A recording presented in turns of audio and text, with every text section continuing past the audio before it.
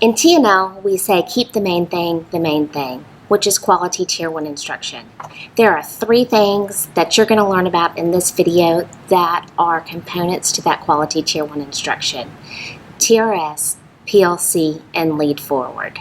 Our specialists from the Curriculum and Instruction Department are going to help orient you to these 3 main things.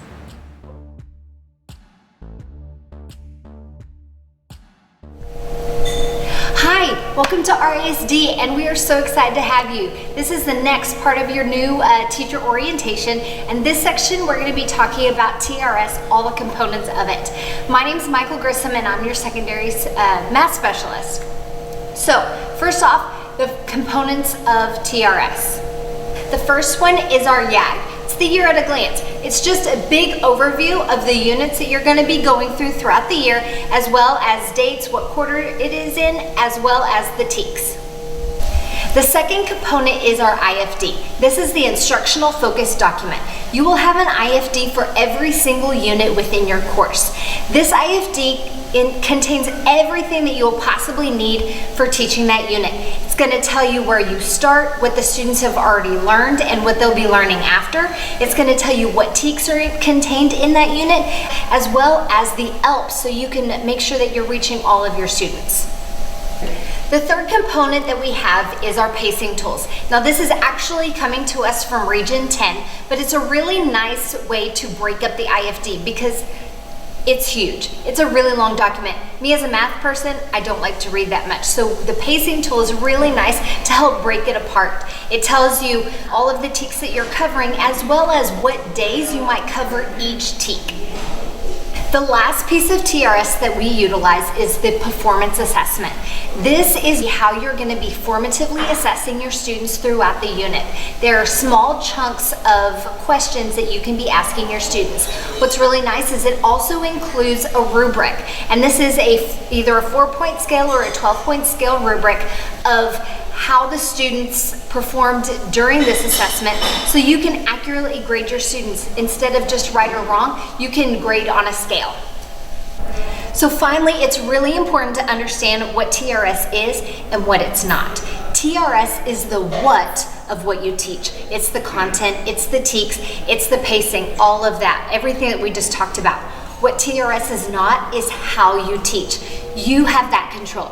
You and your PLCs and your teachers, you all have the control to create your own lessons and design your own lessons the way you want it. You have the control to make student-centered and as engaging as you possibly can. So that delineation is very important. What TRS is, it's what, it's not how.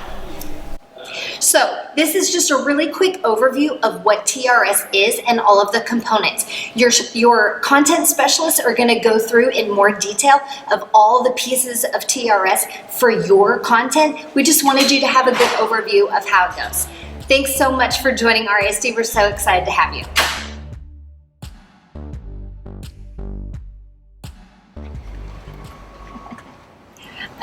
Oh, hello there. I'm Sue Sweeney, and I'm a secondary social studies specialist in teaching and learning, and I want to talk to you a little bit about PLCs, so come along with me. We'll talk about it. Now, some of you may be coming to the district with experience with PLCs, and that's great. And some of you may be new to teaching altogether, so that's fine. We're going to tell you how we do things in Richardson ISD, so come on, have a seat. There are some things I want you to jot down because there are some things that you're going to need to ask your assistant principal or your principal. The first thing that you want to ask is, who is in my PLC? The second question you want to ask is, when does my PLC meet, either digitally or in person? And the third question you want to ask is, where does my PLC meet? Now, professional learning communities are not something that we do, it's something that we are in RASD. And according to this book by Solution Tree, there's really like 4 different ways that your professional learning community can be set up. You can have content teams, you can have interdisciplinary teams, you can have virtual teams, and you can also have vertical teams. So let's talk about specifically what we do in Richardson ISD. Now, some of you will have regularly scheduled meetings with people who teach the the same content area as you. Some of you will have regularly scheduled meetings with people who maybe teach a different grade level and subject, and that's fine. Now, if you teach grades 7 through 12, you're probably in a content-based team. That means that you PLC with people who teach the same subject and grade level as you do. If you're an interdisciplinary team, you may be with people who teach a different subject and different grade levels than you do. Okay, now let's talk about some different roles that you might have in PLC. First of all, there's the PLC lead. Now, sometimes the PLC lead can be a principal, it can be an instructional coach or a campus specialist, and sometimes it's another classroom teacher. The main role of the PLC lead is to be in charge of the agenda, although there may be some parts of maintaining an updated agenda that the PLC lead might delegate to other members of the PLC. You're also going to include your special education and your ESL teachers as well during your PLC time. At your campus, you may also have your administrator attending your PLCs as often as they are able, and you probably also have an instructional coach or a campus reading specialist or campus math specialist, and their role is to really help facilitate the PLC process and provide lots of resources as well. There are a couple rules that are from the district too that may be coming out to help you with your PLC. The first one's an area academic facilitator. The area academic facilitator, their role is to really be an expert on best practices with PLC, and they also serve as a liaison between folks at the campus and teaching and learning at the district. So they're a great person to reach out to for help if you have questions. And then there's also people like me. We're specialists with curriculum and instruction and other specialists in the Department of Teaching and Learning and directors, and we might come in sometimes to talk to you about resources or instructional best practices or lesson planning, and we're available to you as a resource as well. So you may be wondering, in PLCs, what do you actually do? How do you spend your time? Well, there's two things. You're either looking forward or looking backward. So in looking forward, that means that your PLC team is talking about what you want to teach and how you're going to teach that. When you're looking backward, you're thinking about what you taught and maybe what you need to do to help students who are struggling or who need more depth and complexity. And let me be more specific about that. When we're in PLCs, we don't talk about what we teach, we talk about what students are going to learn. So looking forward, what are the essential standards that we're focusing on? What do we want students to learn? How are we going to know that they learned it? We think about how we're going to assess them formally and informally. Also, when we're looking backward, we're thinking about what we taught, how did students do with that material? Did they actually learn it? What students need an intervention and what students need more rigor or more depth and complexity with what they're learning. Also, it's really very simple. There's 4 critical questions to PLCs, and they're very easy to remember, and they're going to be part of every conversation you have in PLC. The first one is, what do we want students to learn? The second one is, how will we know that they learned it? The third one is, what will we do if they didn't learn it? And the fourth one is, what will we do if they already learned it? Yeah. Oh, you're still here. Well, that's good because I have some more things to tell you about PLC.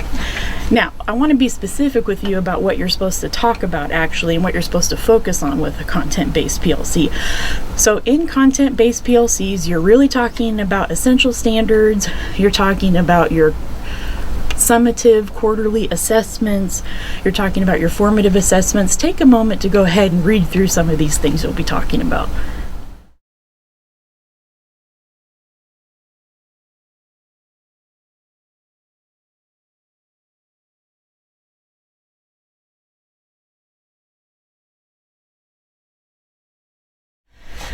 Now, when you're looking backward, there's some different things that you'll want to talk about. So go ahead and take a few moments to look through that list.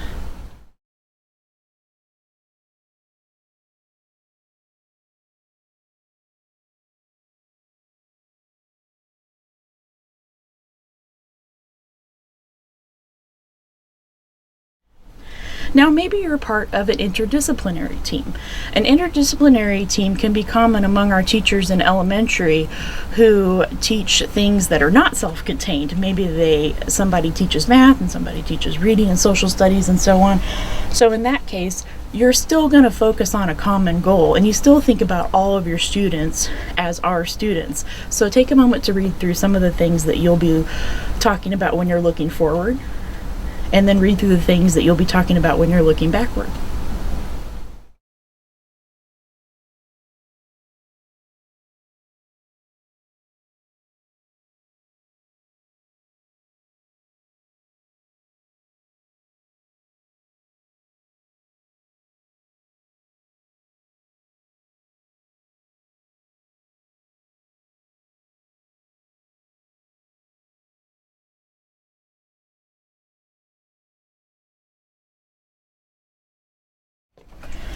It's important for you to remember that PLCs have a cyclical nature to them, that you're going to go through this process each time you go through a unit. So it's you take some time to plan your unit, and then you go through a system of know, show, how, where you unpack your standards. Then you go through a process of do, evaluate, and adjust. And that part of the cycle just repeats over and over again until eventually you start a new unit.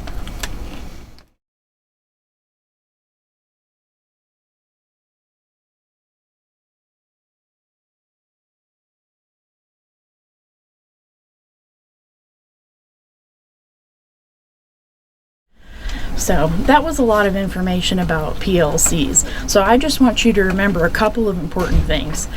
The most important thing is to remember the 4 critical questions about PLCs. Take a moment to review them right here, and you can jot them down in your notes.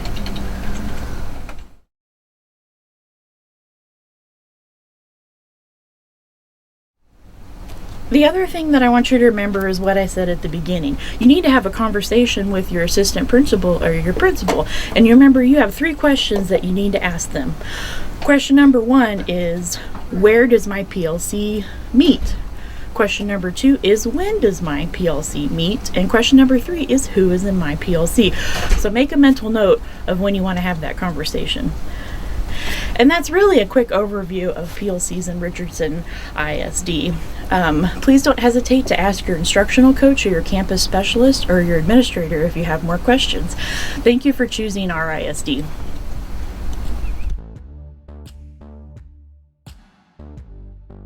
So another resource that we utilize here in Richardson ISD is Lead Forward. What Lead Forward is, it's not curriculum, but it really contains curriculum support documents. It helps you with that how. We talked about TRS being the what, Lead Forward is the how. There's 3 components within Lead Forward that are really going to be helpful to you. The first one is the app. The app is really nice. It has all of these quick checks for understanding. There's a timer built in that you can really utilize just right there and then in your classroom. You're gonna wanna take a minute, pause the video, and explore throughout this app. You are gonna see quick checks, think it up, resources, and professional learning. Really take time in the first 2. That's what's gonna be helpful to you to have this app on your phone right now.